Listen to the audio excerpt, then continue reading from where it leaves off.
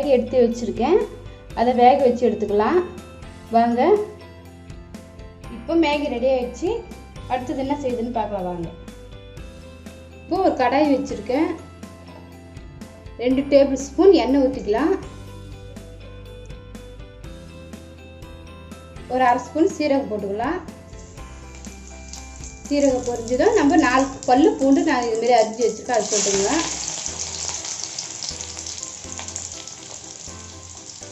அதை கூட ஒரு கைப்பிடி வெங்காயம் போட்டுக்கிறேன்.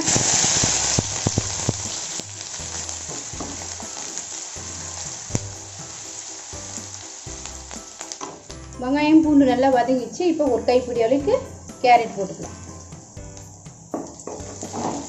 இதே நல்லா வதக்கிடுங்க. இப்போ கேரட் வெங்காயம் பூண்டு நல்லா வதக்கிடுச்சு. இப்போ இதில் ஒரு 1/2 ஸ்பூன் மிளகாத்தூள் போட்டுக்கலாம், வெறும் மிளகாத்தூள். ஒரு 1/2 ஸ்பூன் சீரகத்தூள் இதையும் போட்டு நல்லா கலரிடுங்க, வதக்கிடுங்க. அதில் கூட சேர்த்து காய கூட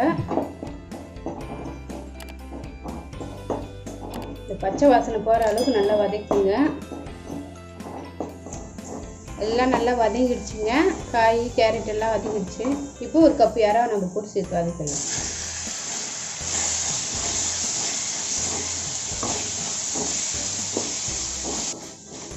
இந்த மசாலாலாம் இதில் ட்ரை ஆகிற வரை நல்லா வதக்கிடுங்க.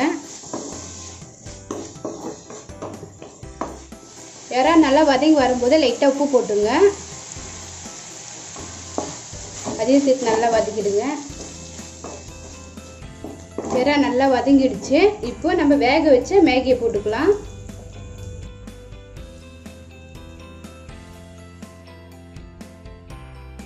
மேகியை கூட இந்த மசாலாவில் சேர்த்து நல்லா கிளறிடுங்க.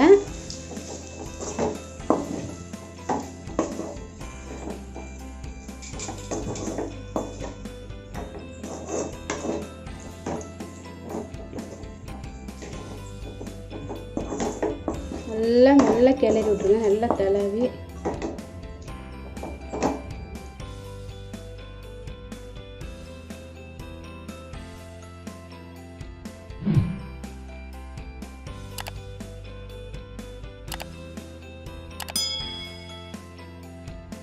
இப்போ 1/4 கப்பு டொமேட்டோ சாஸ் ஊற்றிக்கலாம்.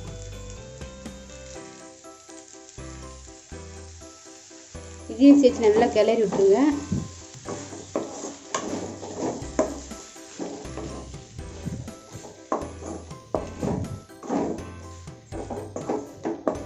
எல்லாத்தையும் மிக்ஸ் பண்ணிட்டேன், ஒன்றோட ஒன்று எல்லாத்தையும்.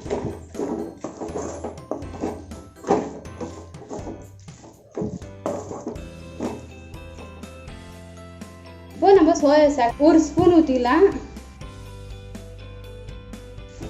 இதையும் சேர்த்து நல்லா கிளறி விட்டுருங்க. டேஸ்ட்டு கொடுக்கும் சோயா சாஸு. இப்போ இதில் நம்ம மேகி மசாலா போட்டுக்கலாம். இதையும் சேர்த்து நல்லா கிளறி விட்டுருங்க.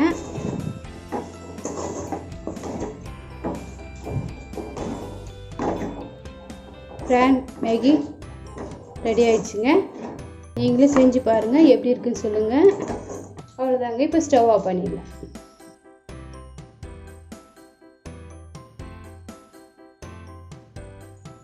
இப்போது பிரான் மேகி ரெடி ஆயிடுச்சு. இந்த வீடியோ உங்களுக்கு பிடிச்சிருந்தா லைக் பண்ணுங்கள், கமெண்ட் பண்ணுங்கள், சப்ஸ்கிரைப் பண்ணுங்கள், மறக்காமல் பெல் பட்டன் அழுத்துங்க, ஷேர் பண்ணுங்கள்.